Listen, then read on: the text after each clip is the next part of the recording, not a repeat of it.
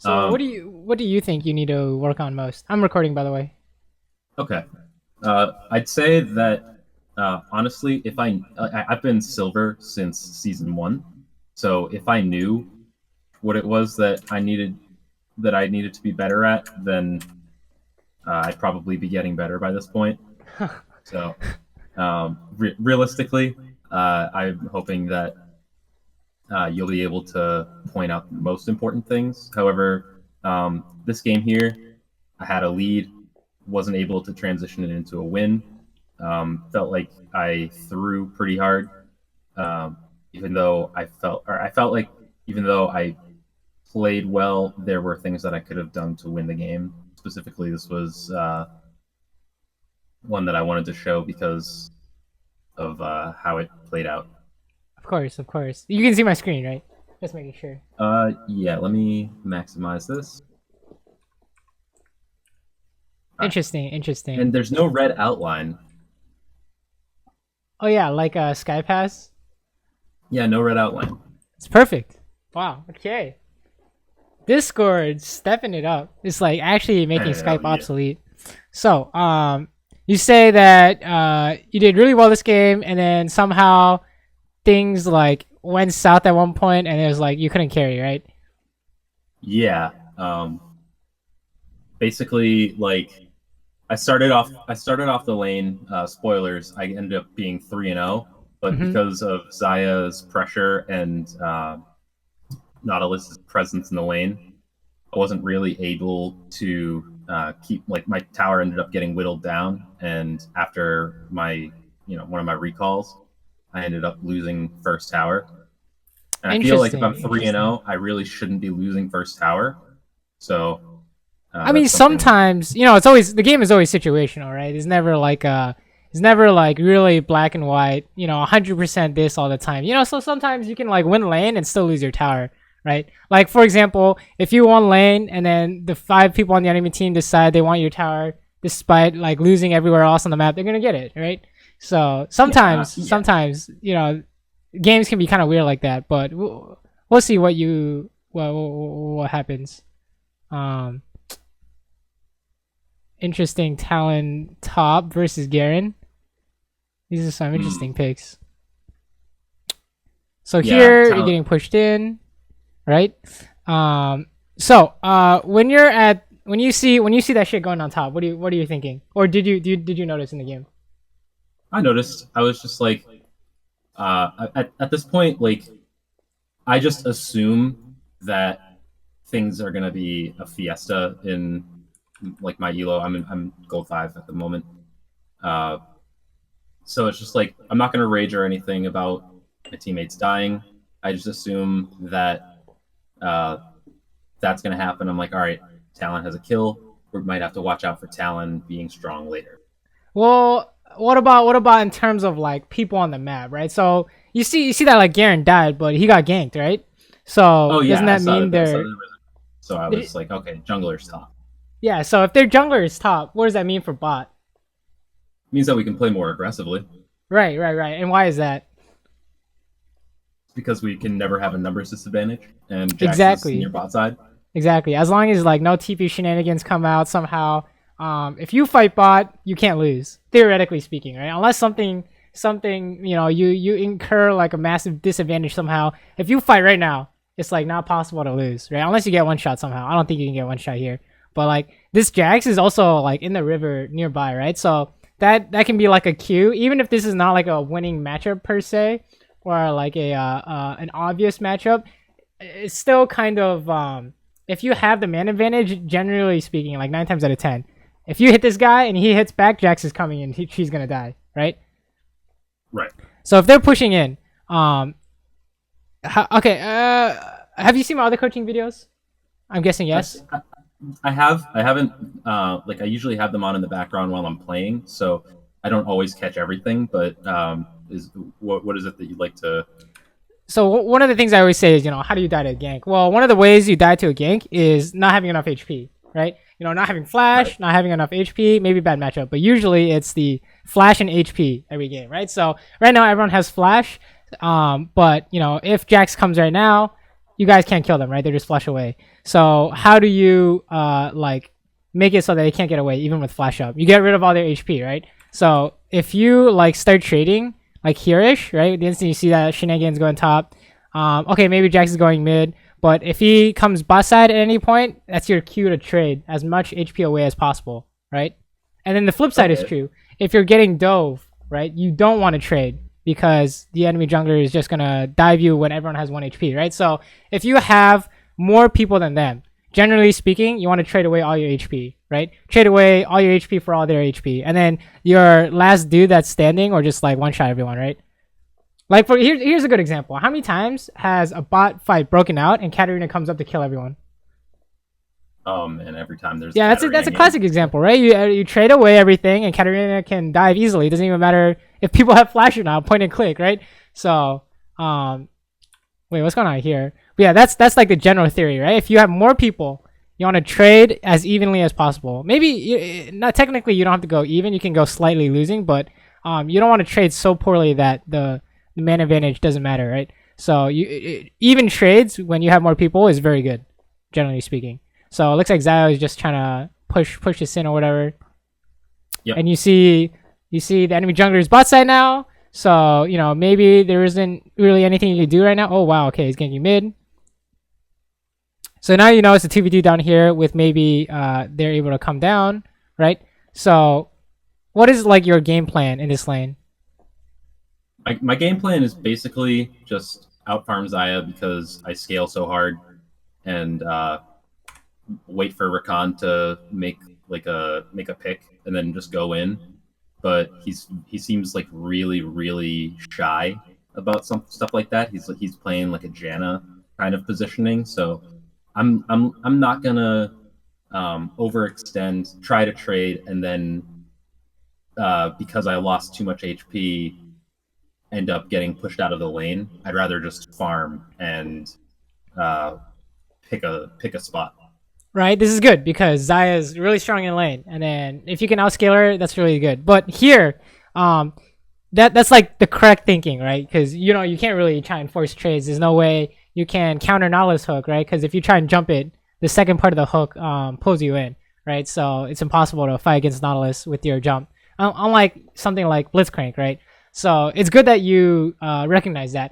But here, in terms of like wave management, how do you like do that specifically, right? So you say you want to farm out the lane and you want to get out of laning phase. How do you do that without getting like ganked, for example, right? Because 2 people are missing mid right now. So if you push this in, isn't it like a high chance that they can like do something on you? And the reason why I mentioned this is because you start pushing here, right?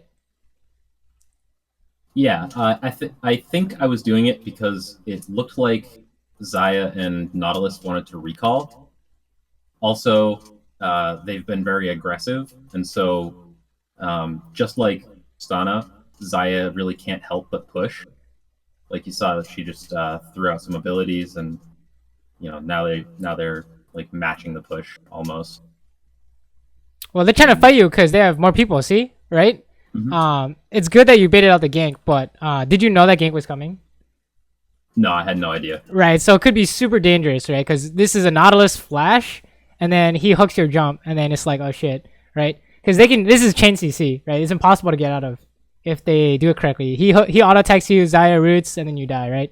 So exactly. Theoretically, it's like this is like not safe, right? So the reason why I mentioned this is because when you have, so like we were saying earlier. Sorry, real quick. I might have known that he was going bot because I just saw in chat that Zed mentioned twice. Ain't going bot. Okay. It's good. It's good that you know, but it's still like super dangerous, right? So so the reason why I bring this up is because it's the exact same thing. What happened at like level 2, level 1, right? When the enemy jungler was top and your jungler was bot, you wanted to fight them, right? Theoretically speaking, you want to trade away their HP so that your jungler can come kill them, right? Right. And then now the situation is flipped. They want to trade away all your HP for their HP so that their jungler can come kill you, right? Right. So along those lines of thinking, when your team is doing something else on the other side of the map, you don't want to do anything here, which means like last hit, like like maximum safety, unless you know you can like outplay for whatever reason. Like you have a huge HP advantage, you have like flash and they don't. Whatever the reason is, unless you have like a massive reason to, you know, be able to play this 2v4, 2v3, you have to play as safe as possible. So that means like that means that at the very least you should know they're coming, right? If you want to push this and you have your reasons for it, that's fine. But you have to know that they're coming first, and then because that can influence whether or not you want to push this, right? Right. So just be very cautious when like the enemy is on like this side of the map and your jungler is not, right? They can't. You have a man disadvantage on this side of the map, and then like worst case scenario, you know, Kennen comes and Zed's like in base or whatever, right? And then top TPs. So this is a 5v2 or something like that. So you never want to push per se. Like, so I said I keep saying things that like you shouldn't do. This is an alternative to what you can do, right? If you know that they're coming and you're playing as safe as possible, and you know that they want to trade, so they're gonna walk up and they're gonna bait you. They're gonna pretend to get hit by Rakan stuff. What you can do is only hit minions, right? You only last hit, right? And sometimes if you can't last hit because it's not dangerous, because it's like too dangerous, then you don't hit it. But only last hit, right? And with Tristana, it's kind of like awkward because her E kind of hurts other minions, but at the very least, that's the slowest you're gonna push, right? Just last hitting. So no pushing. If you know that they're coming and you want to avoid a gank, right? You can't push, right? So say if they like stand right here, you guys can't hit the wave because you don't know where the enemy jungler is or whatever, right? Right. So like general rules of thumb. If the enemy has a man advantage, you don't want to trade, right? General rules of thumb. It can be broken sometimes, but for the most part, don't want to trade when they have more people. So yeah. Any questions so far? No, I'm enjoying. So here's an example, right? Okay, so you see Garen is like doing some roam mid, right? So right. If Zed just like goes like eats like every single Kennen ability, Kennen's gonna think he's winning, right? So then Zed goes in, maybe does half of Kennen's health, and he like loses the trade. Garen comes out and just like one shots him, right? So that's like it's like classic. It could be any top player. It could be like Malphite or whatever. I don't know, but that's like the power of like having more people, right? You have more people now at like whatever moment. So trade immediately and then use your man advantage to finish it off, right? So apparently Zed couldn't get the trade off because I see Zed has 4 HP, or he didn't know. I don't know, but running back top. It was a interesting game for sure. Level 4 gang probably wouldn't work anyways. Can you just press a Z? Okay, so what's the thinking here? Stop, right? What's your next plan? So I saw that Xayah had almost no mana and like 70% HP. So I'm like 90% sure that she's recalled.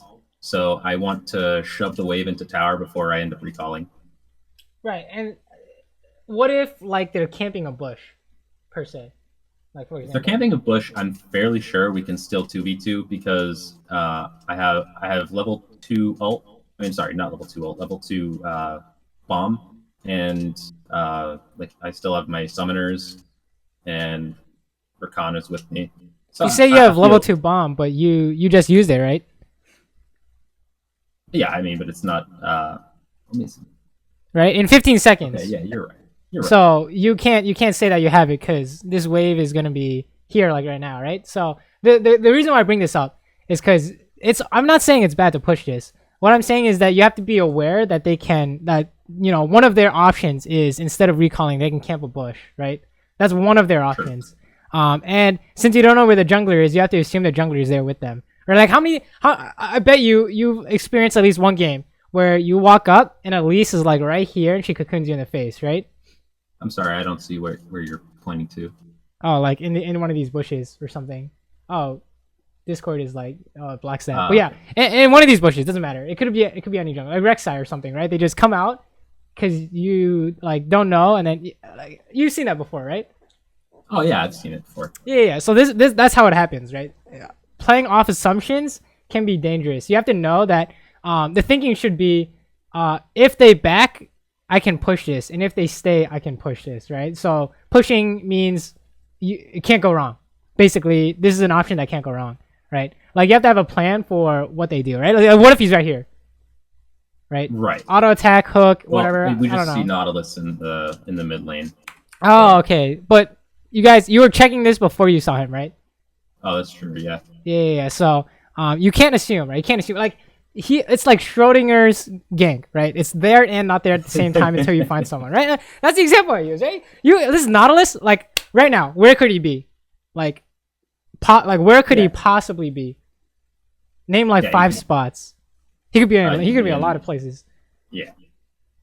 He could be doing dragon with his jungler. He could be doing a mid gank. He could be in the bush that I was just face checking. He could be in tri bush, setting up a control ward, or he could be recalled. Exactly. There's a shit ton of places, right? The longer they're missing, the more places they can be, right? So they went missing, so you have to assume they're in any of these like dangerous areas, right? So you always assume the worst case scenario, right? So if he was camping here, you'd be dead, right? So be like super scared of that. Like same thing with Zed. Zed has to assume that Nautilus is coming. Like how often does Blitzcrank roam mid? And then mid laner's like, lol, where's the missing ping or some stupid shit like that, right? How often does that happen? Like every game Blitzcrank is in.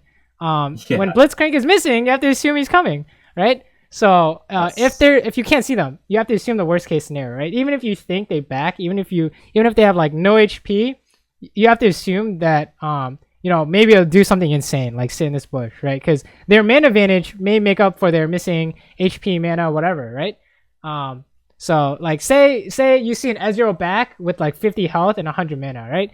And then he camps this bush with his Elise. And then all he needed was to throw 1 Q out while Elise does the rest of the damage, right? So sometimes you can't always like basically never assume anything, right? You have to be paranoid in this game. This game is a horror game, right? Everyone's like jumping out of these bushes for you, right? That's how you're supposed to play it, right? If you're not like a tank who's supposed to face check, right? Because what happens if say for example you got a Braum and he face checks this and they're camping it, they lose, right? Because they're fighting the enemy tank support, right? So if you're a tank, you can face check. But if you're like AD carry, mid lane, squishy support, etc., be very wary of what can happen, right? So all this shit is going down over here. You decide to push in before coming to help, right? And I think that is a fine decision. And the reason why I say that is because you have no vision in the river. Maybe you have like 1 ward. Okay, maybe you do have vision, but if you go help, I think you guys are gonna lose because your Rakan is like inherently weak before 6. Jax still wants to scale, etc., etc. It doesn't look like a fight that's obviously winnable, right? So this is pushing and not helping is fine. In this case, right? If you had like an early game, like composition, maybe you want to go fight instead of pushing, right? So the game is never like black and white. Does that make sense? Yes. I have a question. So real quick, back on the Xayah being low of mana, etc., potentially recalling and making assumptions about where she could have been. Now she did end up recalling and she walked into that fight and then came back to the bottom. But now let's assume, like, if I don't make the assumptions, what's the difference between an assumption and an educated guess? Like, is it like, because if I played it too slow, I feel like I wouldn't have been able to get the wave pushed into the tower in time, and Xayah would be able to catch some of that XP and gold. So you're saying, you assume they're camping a bush, then, how do you know you can like push this in? Because you really want to push this in, right? So how do you do it? Even if she's camping a bush, right? That's like kind of the question, right? Even if in the worst case scenario, can they stop you from doing what you want to do, right? So say they're camping right here. So how do you die to this camp?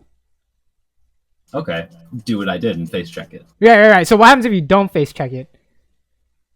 Then, I guess they just try to push us off of it. Right. So if they try to push us off, which direction they're gonna run at you, and then which direction do you go? Right? Do you go up or do you go to your tower? Right. So if you make that decision right now, then when they come out, you're not surprised, right?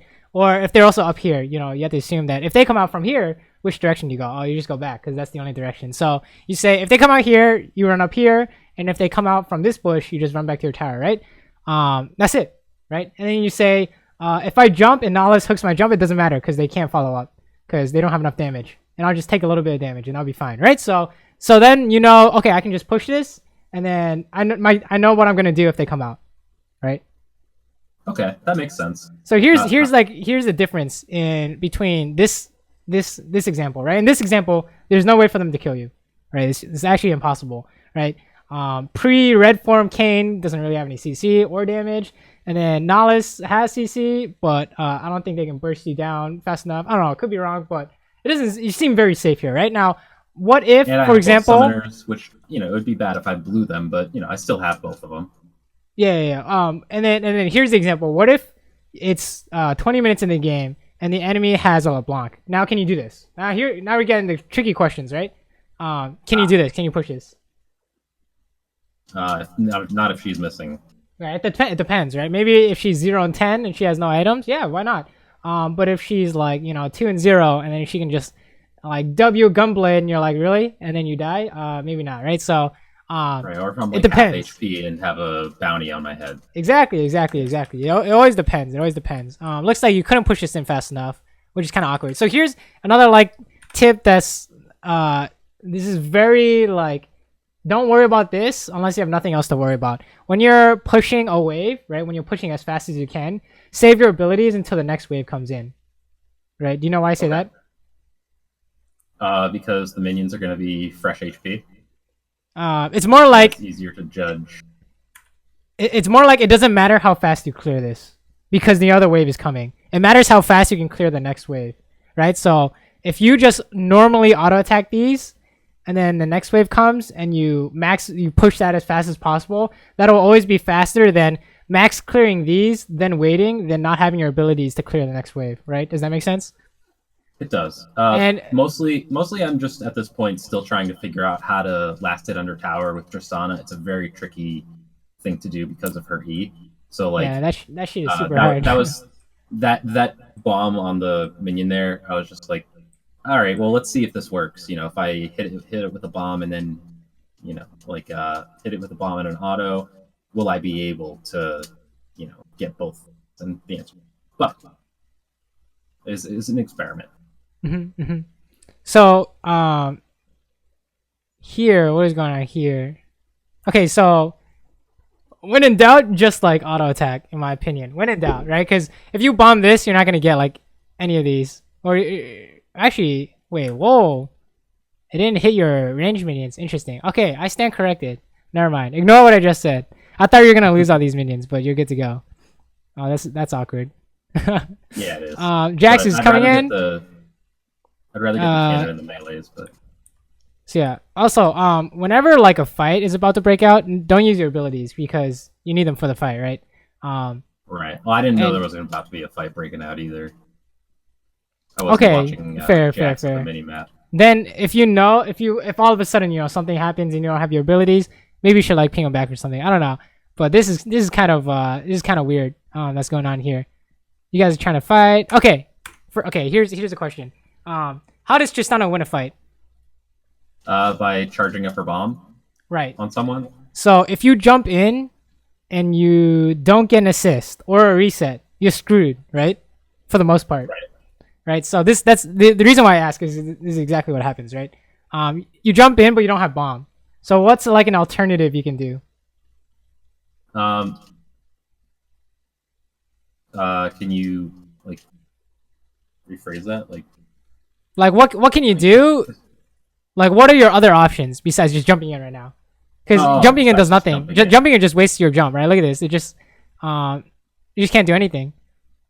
They just walk away. Theoretically speaking, he like turned around. I don't like. Look at this. Okay, so if he walks to his tower right now, you can't do anything, right? Yeah. I don't know what he's doing. He's just I do still have flash and heal. So I was kind of like, and they both are low on mana. I noticed Nautilus is out of mana, so I feel like I'm pretty safe here because I also just got a big power spike in my BF sword, and I noticed that Xayah still only has Dorans and a potion. Right, but who's missing on this map? Kane. Right, so it could be very dangerous to do this, right? Did you know? Right, I'm not saying this is 100% bad, but if you didn't know he was here and you get like surprised, that's like one way you can throw the game, if that makes any sense, right? So possibly. You have to like know. I feel like I'm still safe in this situation because both summoners, I have my ultimate that I can use defensively if I need it. And I mean, like again, it'd suck if he did show up, but even then, I feel like I could still potentially fight him, like because, like you said, Kane is really, really weak early. Right. I'm not saying that this is, in this form. It's not. I'm not saying this is You mean in incorrect. general? What I'm saying, yeah, in general, because this kind of like situation occurs every game. But if we can't like read the situation, and the result is good, the result is bad, we'll never like kind of learn from it, if that makes any sense, right? Like, what if it was like an Elise or something, but you would still do the same thing, like guaranteed, right? So even like while we're talking about it, it's good to note that this play is like probably really good, right? Because there's like no way it can go wrong, right? They have like no kill pressure on you because she has no items, like you said, and then all this other stuff. But like in a different scenario, in a similar scenario, with just very like slightly different conditions, this could be like very bad, right? Right, and I think if I hadn't just bought and got a big item, noticed that I think my CS lead on Zaya is like 10 or something significant. So if I wasn't feeling like, oh, I'm ahead, then I wouldn't even then I probably wouldn't even jump in. Basically, what I'm trying to get at is like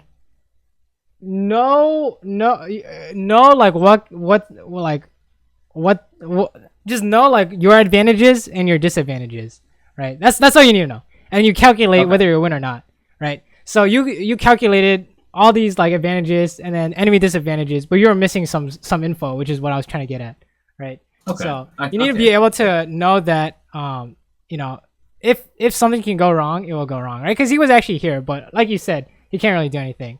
But it's like you have to like know that before you make the play, right? Not justify it after, if that makes any sense, right? Yeah. But that still, definitely makes sense. it was good. It was good that you got her though. That was like really clean. You only had to use your heal. They can't really get anything back. So what's the plan now? The plan now is to go shop. Probably. Can you push another wave? Yeah, actually I can. Right. That's what I was thinking, right? Because there's no way, right? If they come out over here, you just walk away. Rakan tanks the hook, and you just like jump to safety if you have to, right? So you just clear this wave, and then you back. That's good. You can in fact maybe like dump a ward, but I don't think it matters that much, right? Like if you have a TP, for example, if you have like a strong TP top laner, you can like put a ward right here where they can't see, and then he could TP behind them if that or something like that, right? I don't know what's going on mid. That has nothing to do with you. That's fine. Some crazy shit's going on. Unfortunate that Jax is killing everyone. Kind of. Not everyone. Yeah. Well, I remember that they greeted really hard for the cannon. So if they dive you here, what do you do? They dive me here, then it's a pretty difficult spot for me because Nautilus is 6 and I believe he still has his ultimate. And Zaya, I believe, also has her ultimate. So my goal is basically just clear the wave as fast as possible and hope they don't dive me. This is interesting. Basically try to ult away Nautilus. Yeah, they play this really poorly, so yeah, I was thinking like, what can you do if they dive you, right? All they have to do is just like all they have to do is just trade HP, right? Remember what we talked about earlier, when you have more people, you want to trade HP. So right here, they have a chance, right? They can trade HP. How can they do it? Oh, by basically doing anything. Like Nautilus ults me while he's got his shield up, and then after I'm knocked up, he uses his Q, and then he auto attacks me to snare me. Meanwhile, Zaya just puts down all of her damage abilities on me, and I probably die. Yeah. It's like it's very hard to, even if you don't die, you can get away, but you'll have like 30% HP, and then they take dragon, right? So then you can't do anything. So the way like one thing to like recognize is this kind of concept of if there are more people, you want to play safe, and if we have more people, we want to play aggressive, right? And it sounds obvious, but this is like this kind of specific situation will occur like a lot of times, right? They have two people sieging the tower, you're defending, they want to trade HP. How do you stop them? If you can't, don't like what's it called? Don't walk up. If you can't stop them from chaining HP, you can't be here, right? So the way they do it is he auto attacks you, and then Xayah does her E combo, and they back off, right? Or they can even keep going if you misplay, right? So you have to stay away from Nautilus auto attack range, and then don't worry about killing the minions. What you need to do is hit them, if that makes any sense. If they hit your tower, you hit them, right? Because if they trade too much, there's like the tower might kill them, right? So say if they're like at 20% health, they can't dive because the tower just kills them, right? So in this case, it's important to hit them instead of the tower. And then maybe if you can get last hits, go for it. But usually you want to be generating an HP advantage, right? Like this, right? So something that I've learned from Nice when watching his coaching videos is that if I start hitting them when all those minions are into the tower, I'm going to take minion aggro. And there were about like 5 or 6, six minions right there. And I would have taken aggro from all of them. I would have probably lost more HP than I dealt to them, especially with Nautilus shield and with like Nautilus shield.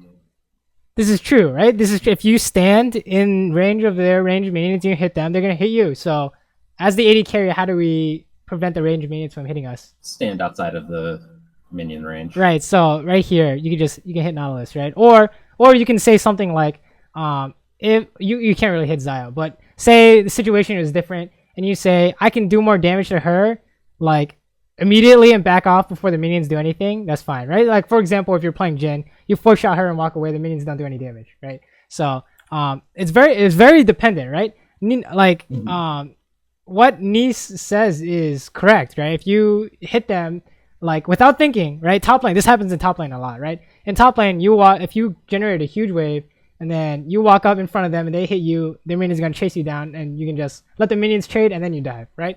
But in bot lane, it's different because you're a ranged champion, right? So if you can stay out of distance or do damage immediately and back off, those are alternatives to not getting hit by the minions, right? So there's always like something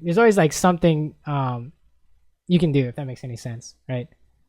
Yes. There's always like a way you can always like think your way out, if that makes any sense. Sometimes you just can't do anything though. Sometimes they just zone you away from the tower. You can't do anything. Or if you have no flash, you're gonna die. They should have traded HP there. If I were them, I would do that. But be very wary when they have more people than you, right? Because it's very hard to lose when you have a man advantage, right? Right. That's how you lose. If you have a man advantage, you have no HP. That's one way to lose, right? HP is very important in this game. HP will like always be relevant, right? Mm-hmm.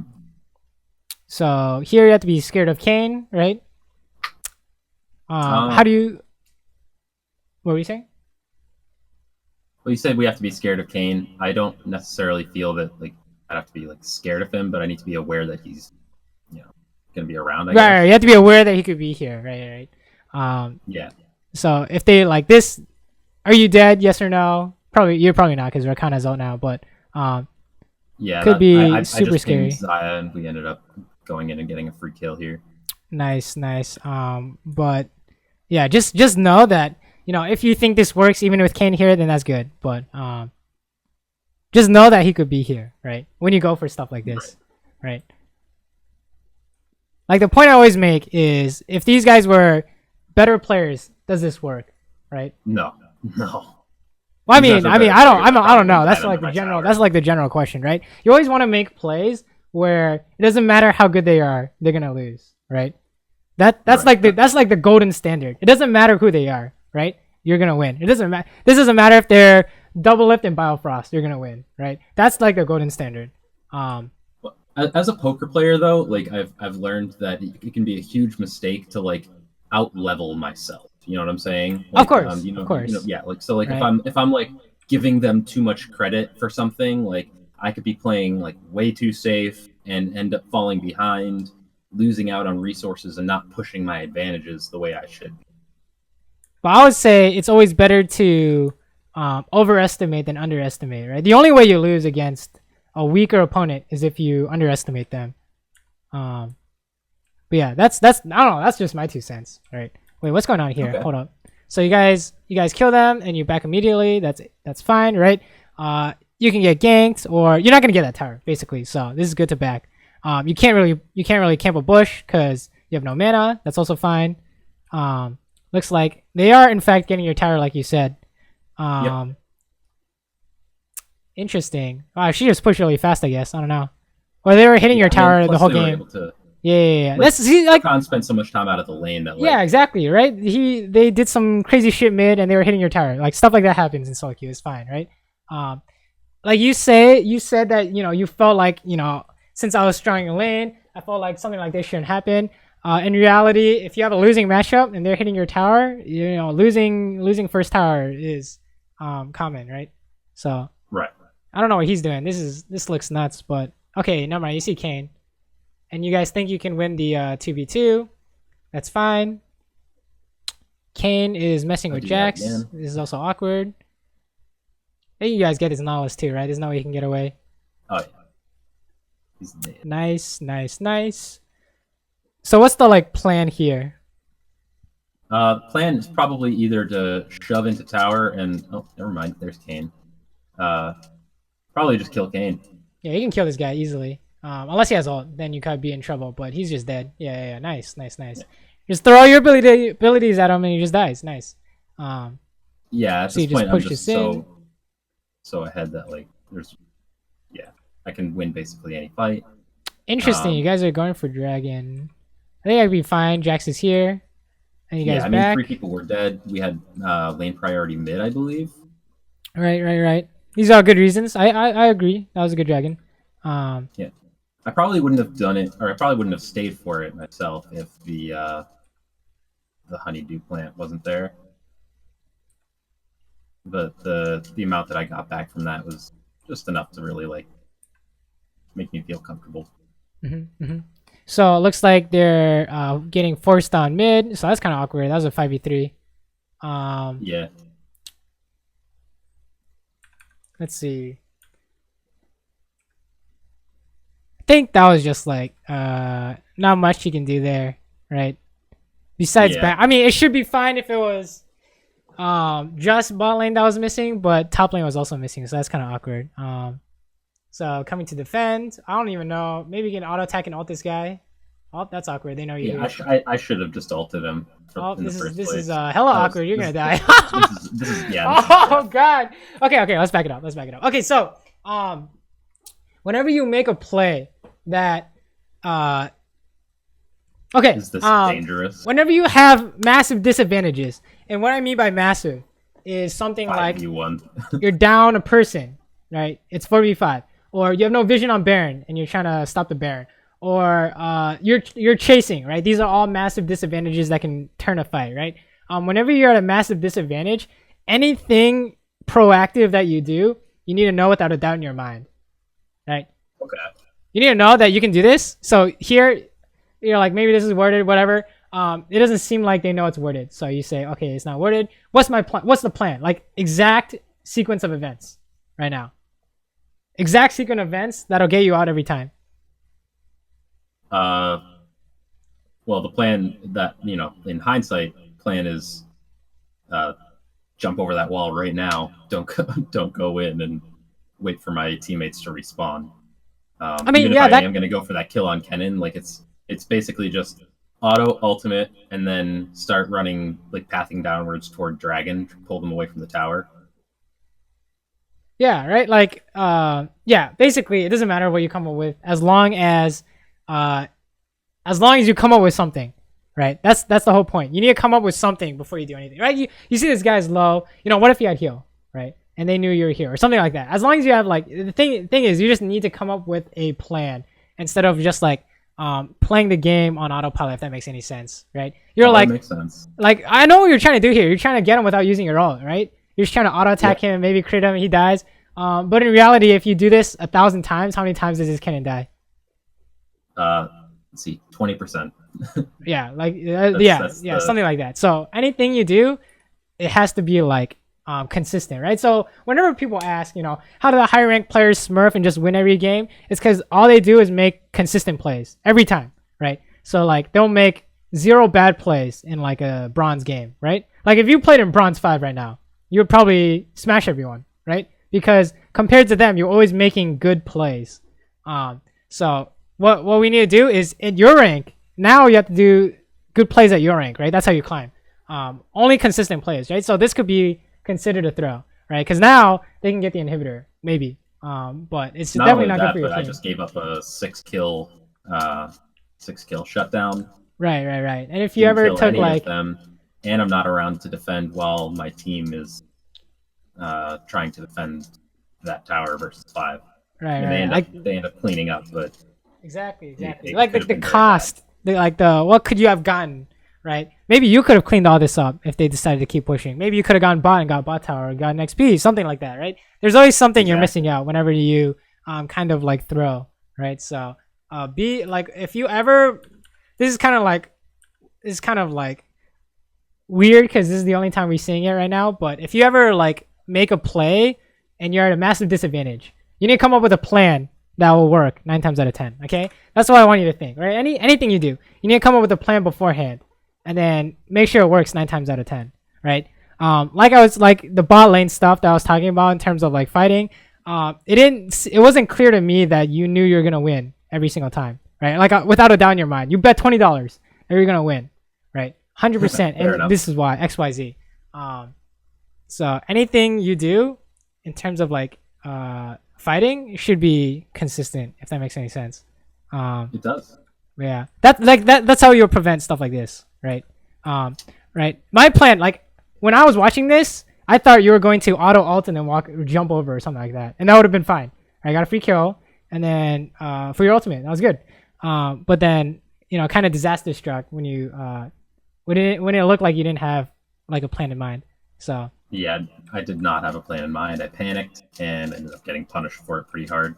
Right.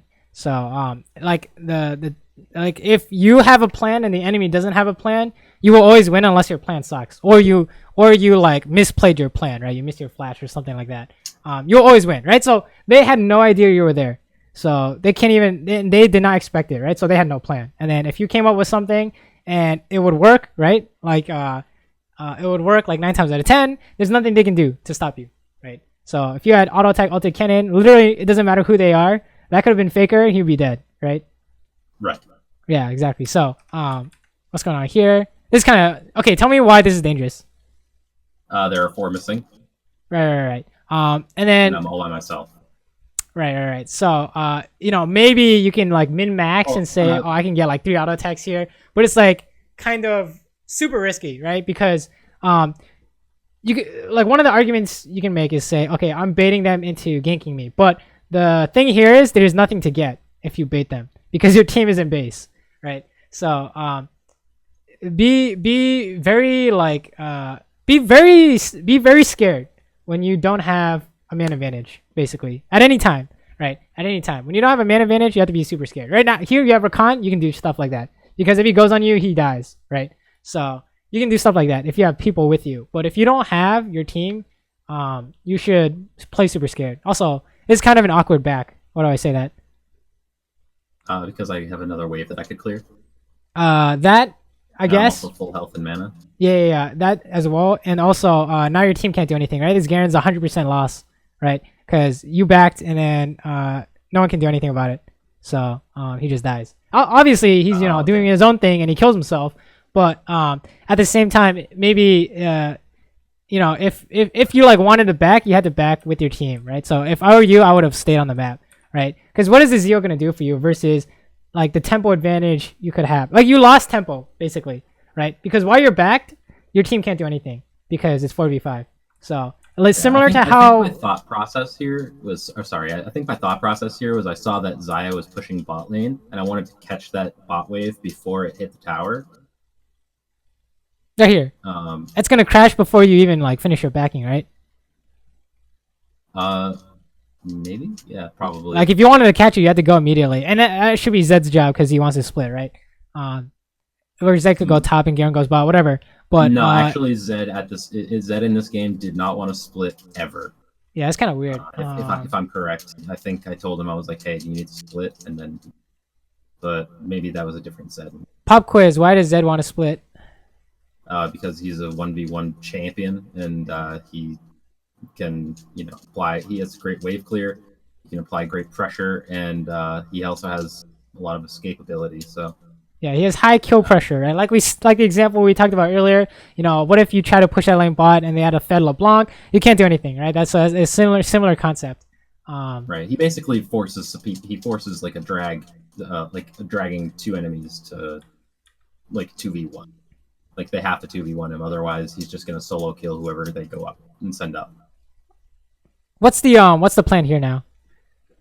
The plan here now is I'm gonna go rejoin my team mid and try to push down mid tower so that we have so that we can start opening up the map a little bit more. I think we already got bottom tower. I can't see because of the YouTube overlay, but can you think of anything they can do to stop you from just straight up pushing mid right now? Let's see. Maybe get Rift Herald. Well, what if they just like fight you? What if they just Nautilus all like Zed or something? Then what happens? I mean, we fight, but I feel like with how strong I am, there's not really any chance that we lose, even 5v4. You have a dead teammate though, yeah, 5v4. Like, okay, so basically, whenever there's a man disadvantage, this item, like, what was your advantage? You have a Zeo on the Zaya. You need to have something like immense. You gotta have like, a nuke, okay? Like, you need to be carrying around a nuke for you to be able to win a 4v5, right? It's literally like not possible. If you want to say we can win 4v5s because of money advantage, you have to have like 10k gold up, right? Like 10,000 gold across the team.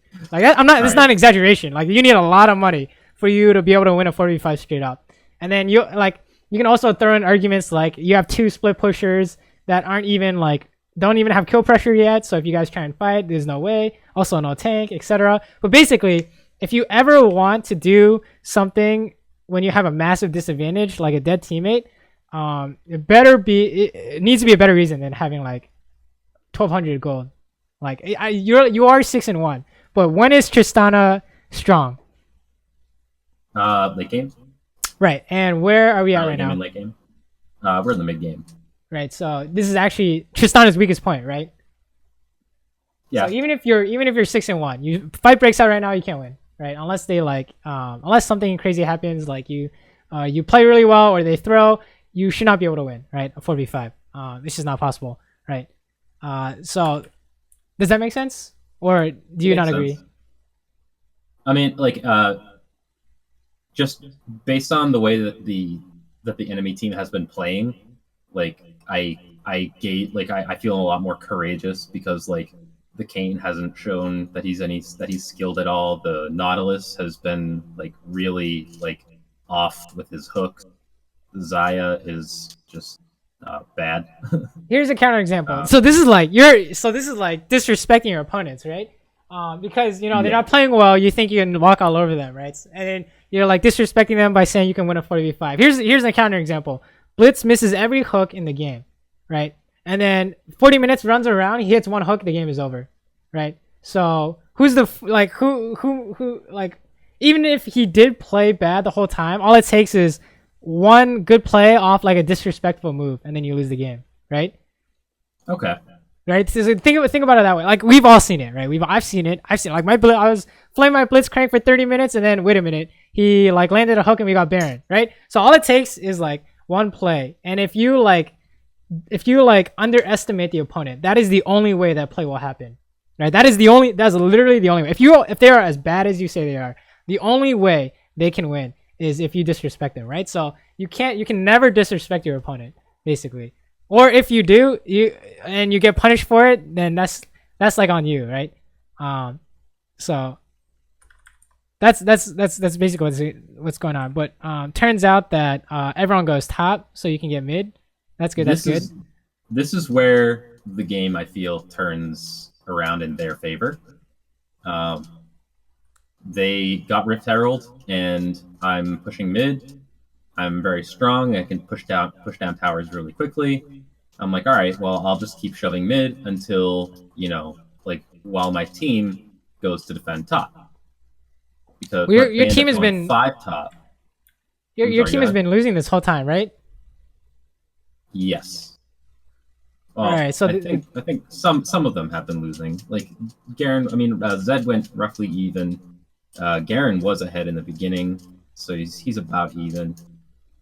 Um, Jax is kind of not doing very well, but uh, yeah, me and Rakan are pretty far ahead. So it's they end looking up pretty summoning Rift dicey. Herald there, and I'm like, all right, as long as they can hold off the 4v5 and not just lose everything, then I can get an inhibitor here.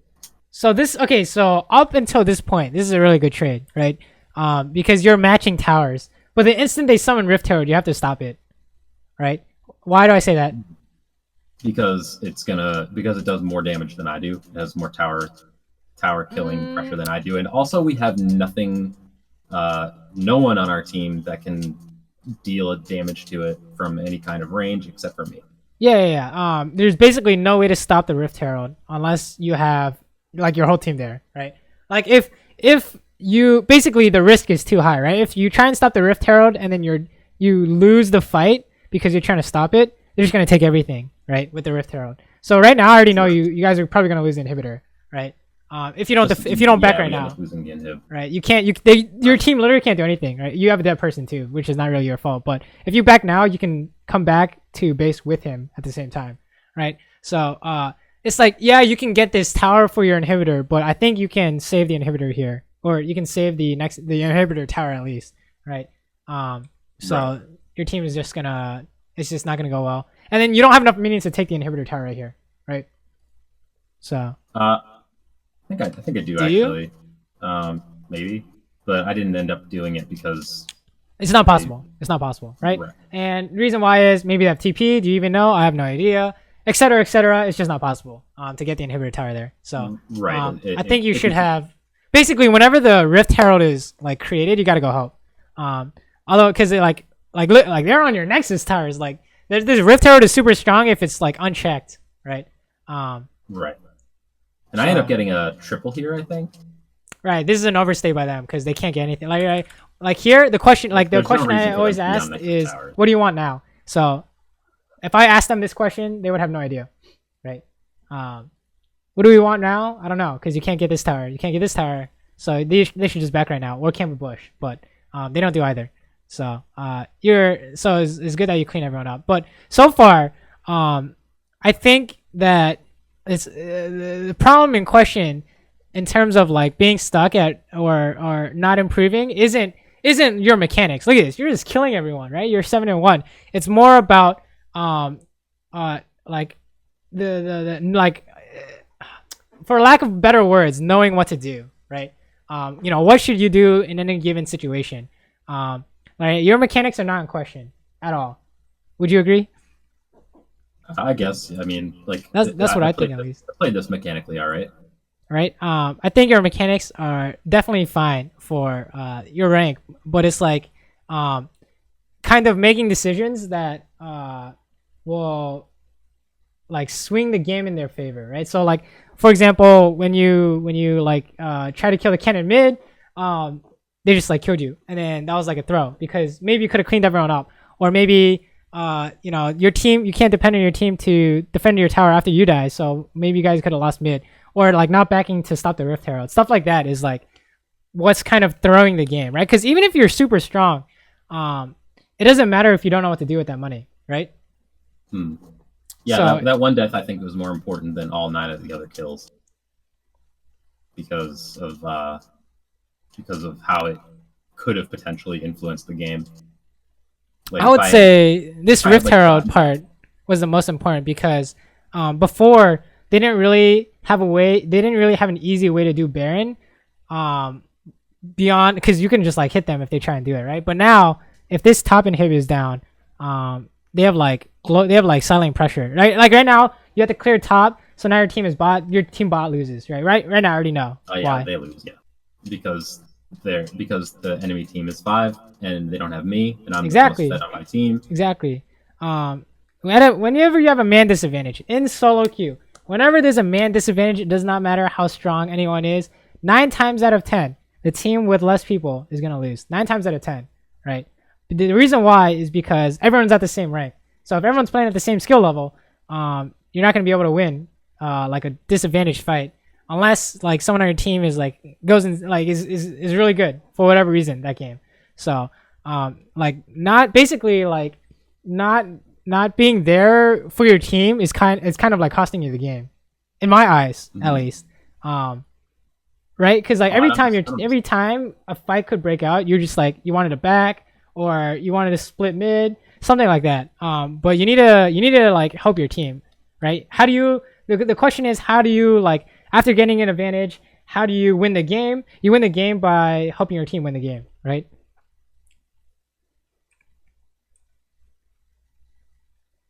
Do you agree, or what do you think? Oh no, I agree. I think that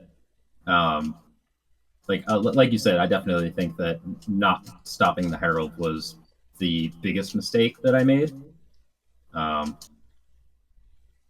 And yeah, ultimately just not playing with my team, not playing with my team ultimately cascaded into us losing this game because I didn't stop the Herald, and now inhibitor's down. Now I have to clear top. Now it's now my team is bot lane and I'm clearing top, and yeah. Whose job do you think it is to clear top when inhib is down? Zed. Why Zed? Or Jax? Split pusher, better wave clear. I mean, and plus I'm the they're a better duelist. I'm squishy, so if they send an what about the guy with TP, right? What if they start Baron? Don't you need 5 people to fight 5 people at Baron? So if you have like a Zed top, you can't stop the Baron, right? Right. So you always want to send a TP basically.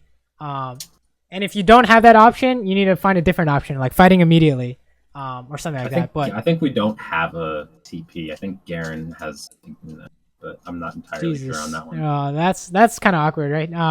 So then you need to find like a different option, right? So if the different option was I clear top, right? Like you go clear top, then you have to backping your team like 1,000 times, so they don't do something stupid like go bot, right? Because they're gonna get engaged on the instant. So you're the enemy Xayah, and you see the enemy Tristana goes top, and 4 people at bot. What do you say? Everyone come here, let's kill these guys, right? Right. So. And I should be backpinging my Garen when he's running out mid like that too. I need to be paying more attention to the map in general, for sure. Right. So I think they're gonna start Baron at any time now.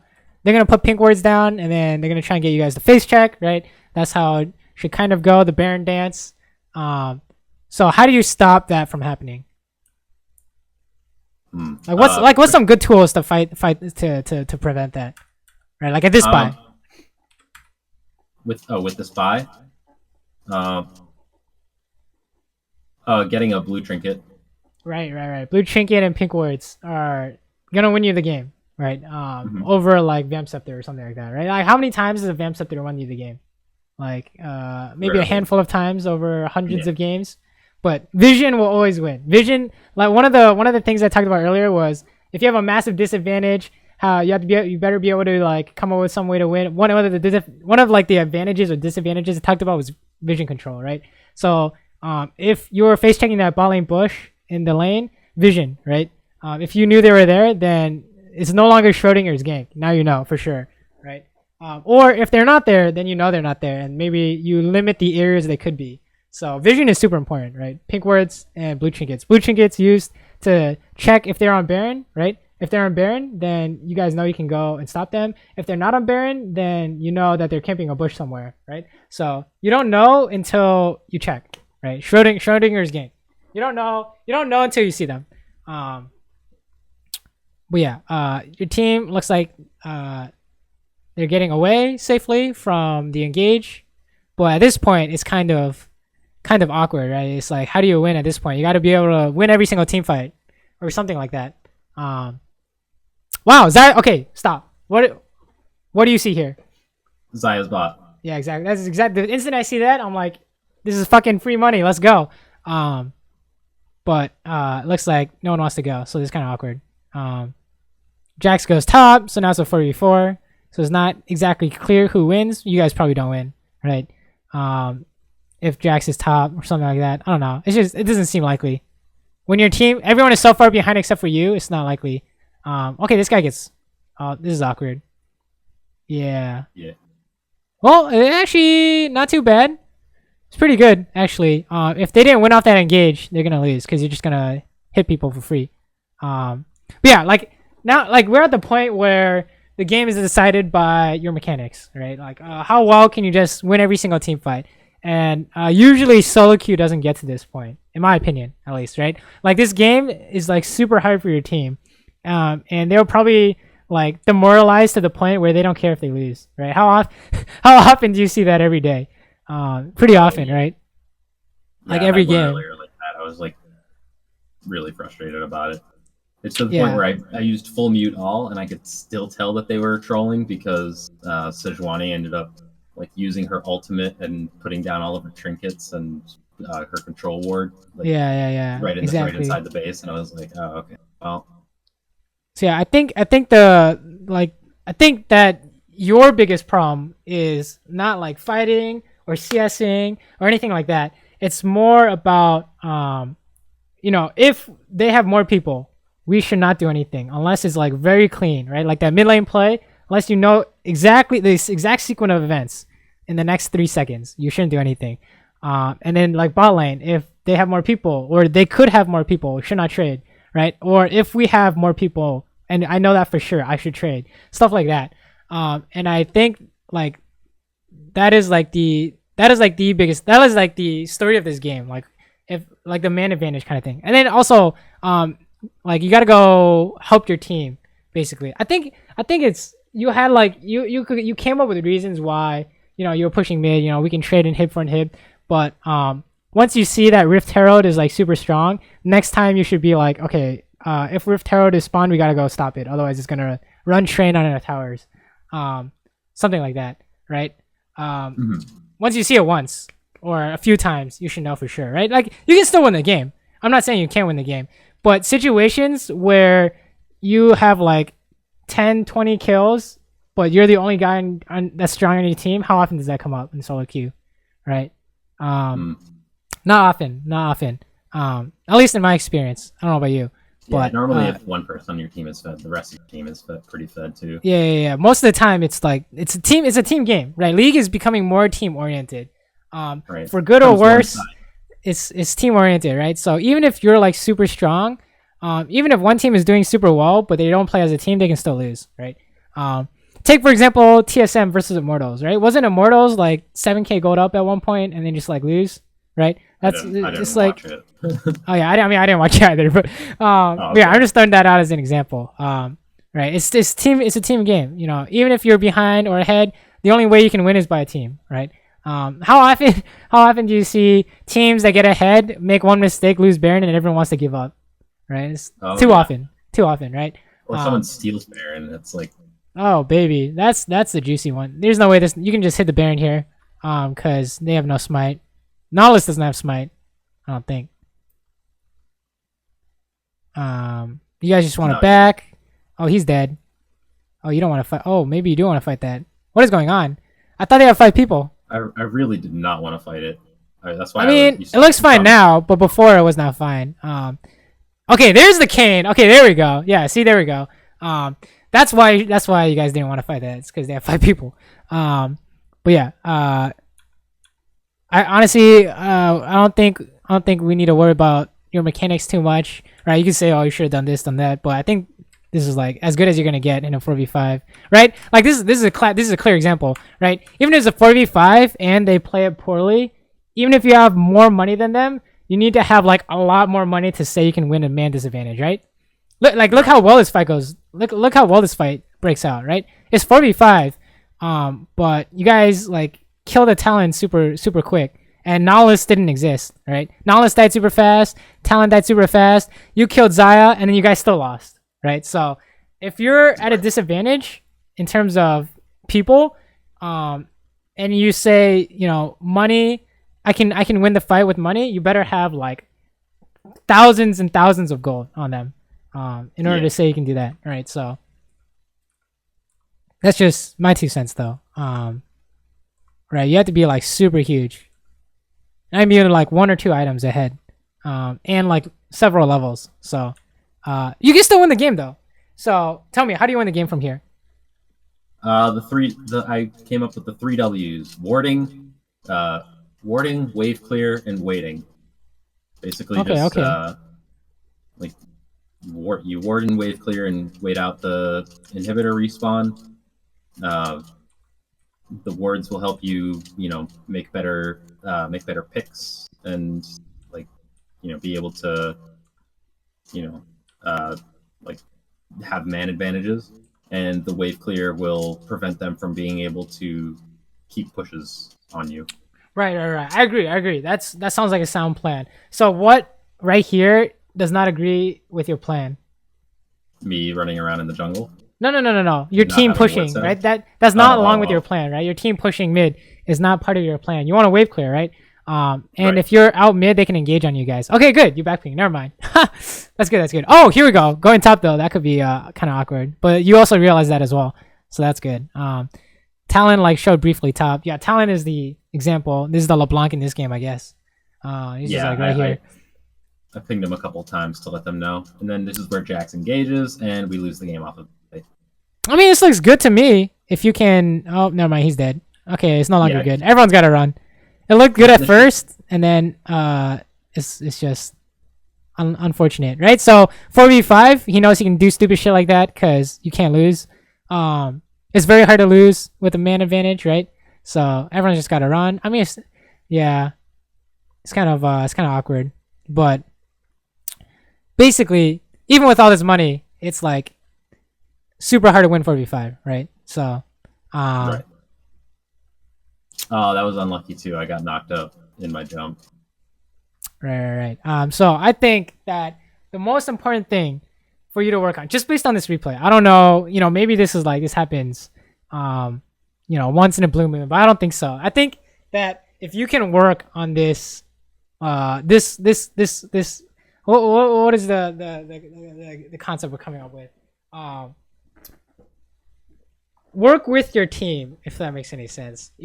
Look at the map, right? Like you said, you say you feel like you should look at the map more, right? I think you said that at one point. Am I crazy? No, you're not crazy. That's something that I mean, that's the weakness of most low elo players, is that they're not looking at their map enough. Right. Do you ever browse the League subreddit? Yeah, all the time. I saw this meme post the other day, and I thought it was super funny. This dude was like, "This is how you climb to Challenger. Can you count?" Right? 4 is less than 5, right? And then the idea of object permanence. If you take a ball and put it behind your back, does the ball still exist? And that's exactly that's the story of this game. In all honesty, right? Look at the map frequently and often, right? If you want to, that's what I think you should work on right now. And after you look at the map, make noticeable patterns in your head, right? Do you see where the enemy is? Like the enemy jungler specifically? No. Okay, you have to assume he's bot. Do you see where your jungler is? If he's bot, it's a 3v3, right? And then if it gets more advanced, you throw in mid laners and TPs in there. And then if he's top, you can't win bot, right? Theoretically speaking, you can't win bot unless you guys outplay them, right? So, because it's 2v3 or 2v4 or whatever. So whenever you have to look at the map, that's the first thing though, is look at the map every time something happens, or between every CS, right? You always need to update that Schrodinger's gank, right? Because the instant that the enemy jungler shows up, everything changes, right? In every lane, everyone knows. All of a sudden, everyone knows where the jungler is, so they can play accordingly, right? Like in a bot lane matchup, if you have a winning matchup and you overextend and die to a gank, it's because you didn't look at the map, right? I'm not saying that it happened this game, but I'm saying in general, that's what happens, right? Even if you have a winning lane, you can't win 2v3. If I had better opponents, then I would have gotten punished for for not watching the map. So right. So this is how you beat anyone and everyone. Doesn't matter how good your opponents. You can play like they do, right? You need to know where everyone is at all times, and it sounds It sounds hard because it is, right? Um, but if you work at it like every single game, I promise you, it'll become like part of your game instinctively, right? You do it enough times, it'll become habit, right? That's what we're trying to do here. Build like good habits. So the first thing is you need to look at the map, and the second thing is once you look at the map, like we said, ask yourself where is everyone or where could everyone be, right?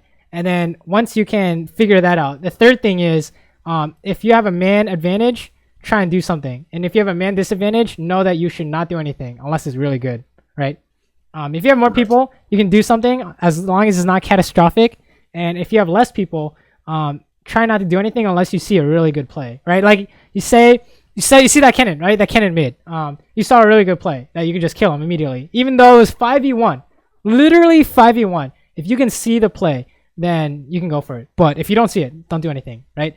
Because if you try and fight without thinking, what happened? This game will happen all the time, right? So that's I think what you should work on the most, right? And go help the team always. Go help the team always. I think that'll help you a lot because I think it was like kind of weird, but the whole Rift Herald thing, right? You got to go top to stop it, and then there's like I think that was like a weird example, right? That only happened once this game, something like that. But basically, whenever you just basically look at the map more. I don't know how else to say it, right? Because when I was watching and I saw like Zaya bot, that's how fast I see things on the map. I'm always I'm always looking at the map. I look at the map more times than I look at my screen. So like when I'm farming and stuff, right? When you're like pushing, say again. I was pretty embarrassed actually because there were times where you were just like, "Oh, look at this that's happening on the mini map," and I wasn't even watching. I was just like, "Oh, yeah, he's watching the mini map this whole time and like seeing how the game is going, and I'm not even like looking at it." Like, yeah, it's pretty insane how often someone should look at it and how often they do. Right? Even me, I need to look at it more. It's like insane because it seems like at the higher levels, people look at it enough. They don't. No one looks at the mini map enough, right? Because if you don't need to look at your screen to fight, right? Why do you look at your screen? So you can last hit minions because you know how much HP they have. So you can flash abilities, stuff like that. But if you don't need to do any of that, you should be looking at your map, right? Because the instant you're not going to see them first on your screen, you're going to see them first on the map, right? And then not only can you see it on in your lane or around you, you can see it everywhere, right? So if you're ever in a team fight, I still look at my map because I'm watching for TP flanks, right? Stuff like that. So I think the first step is look at your map. The second step is figure out where everyone is, or try and figure it out, right? And always assume the worst. And the third step is play off that, right? I think that first step, focus on this for now, and I think that'll help you the most, right? Your mechanics are not in question. Look at this, 11-3-3, and you guys ended at 11-3-3, right? That's like pretty good in terms of generating money. But now you have to use that money for your team, if that makes any sense, right? It's like, yes, your team did some stupid shit, right? I saw your Garen go off and kill himself like 5 times, and Jax was super far behind, and Zed did not split, and all this other stuff. But the stuff that happens with your team happens on the other team, right? +1, because they have 5 people and you have 4. So if you can just focus on yourself and improve on what you can do, I promise you, you will climb in the long run, right? You will get, as long as you get better, you will climb in the long run, because that's the ultimate goal, right? Yeah, I definitely want to climb. I at some point would like to break my current personal best, which I believe is gold 3. I'd like to hit gold 1 or hopefully plat. Right. I think this one thing will help you the most for now, at least, right? Like just so like the way you build this good habit is look at the map whenever anything happens, unless your attention is like immediately needed, right? You're trading, right? Okay, maybe you can't look at the map, at least right now. Maybe you need to last hit something, but then after you last hit it, look at the map, right? If you're not trading, look at the map. If the enemy looks like they're backing, look at the map and pretend that they're not backing. If you're backing and you're walking somewhere, look at the map and see what's going on, right? So that's like what I think you should work on for the next 10-20 games, until however long it takes, until it sinks in, until you're like looking at the map without even having to consciously do it, right? I think at that point your map awareness and like knowing what to do will get a lot better, right? What do you think? I agree. Actually, the times where I've climbed the most are the times where I was usually playing support, but the times where I'd be just doing nothing but watching my map and only looking at my screen when I absolutely need it. Right, right, right. That sounds about right, right? So yeah, that's good. It's good that you. So it shows that you already know what it's like. Now we got to get back to that kind of thing, right? Right. So, any comments Because or questions? uh, no, I do have one comment. This is actually the first time I've paid for a coaching session since season one, and the person that I paid for coaching was Double Lift. So you're in good company. Thank you, thank you. I paid him $20, so like I paid the premium for you. Nice, nice. Well, I mean, hey, there's like inflation, in the last like 5 6 years. So True, true. Yeah, it was actually around the time when he was going to when he was homeless, and around the time Travis was about to take him in, so he needed some money. He was like, "Oh, I'm offering coaching." I was like, "All right, I'll throw $20 your way." I'm getting scared now because this is sounding like a similar story. Um, but anyways, yeah. Wow. Thank you. That actually means a lot. I hope that you thought it was worth too. Yeah, absolutely. I think that you pointed out a lot of necessary things, like like summed it up pretty well. Play with the team more. Um, Make sure you're always focusing on man advantage, because that's something that I really wasn't focusing a whole lot on. I'd be looking at my lane and I'd be saying, okay, Zaya has these items, Nautilus is low mana, we can fight, not thinking Jax is top and Kane is missing. Right, right, right. I promise you, like those reasons you come up with are important, but only after the whole like how many people do you have kind of thing, right? Because what you say it doesn't matter. But on it, I'm not even at that point where I'm like thinking about that stuff. I'm still thinking about how many people do we have and how many people do they have, and going off that. So I mean, if that makes a difference, then I don't know, but Yeah, honestly, do you have any tips at all on remembering these things during the game? Is there so what I anything that? do is I write it down on like sticky notes on Windows, or I tell people to write it down physically and like have it in front of them, like in Champion Select while they play the game. Some like one thing I thought worked really well for me was I would say it like over and over and over and over again until lane started, and then I just like it would just stick with me, right? So whenever I was like working on stuff like this, I would say stuff like, okay, I'm gonna look at the map between every CS. Look at the map between every CS, and I'll just say it until lane started, right? So it's like good like 2 minutes of saying it. I don't know. Maybe I'm crazy. Maybe that's like a weird way No, to do it. But no, you need that's pretty. to find a way to do it, because if you play a game and then you don't do it, it's like were you improving that game? Not really, right? How do you improve? So that's like I think that's the Exactly. most important part. Yeah, that's one of the more important things, is because I have a pretty solid game knowledge, I would say. Like, and I obviously have decent mechanics.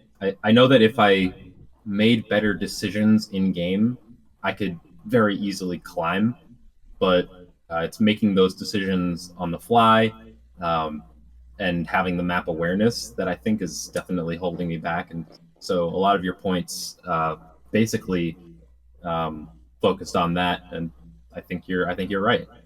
So Good to hear. um, Good to hear. But let me know if any of those methods work, and let me know if you come up with one yourself. Right? Everyone has something that works best for them. So yeah, man, dude, preach the three W's. the three W's, the three W's. I like it. The wave clear, the wait, and the word. Right? Yeah, Sounds good to me. Sounds good to me. I like it. The three W's. I'll be it's sure to remember that. I mean, like, obviously, it's from having to play from behind so many times. I have to develop the system, right?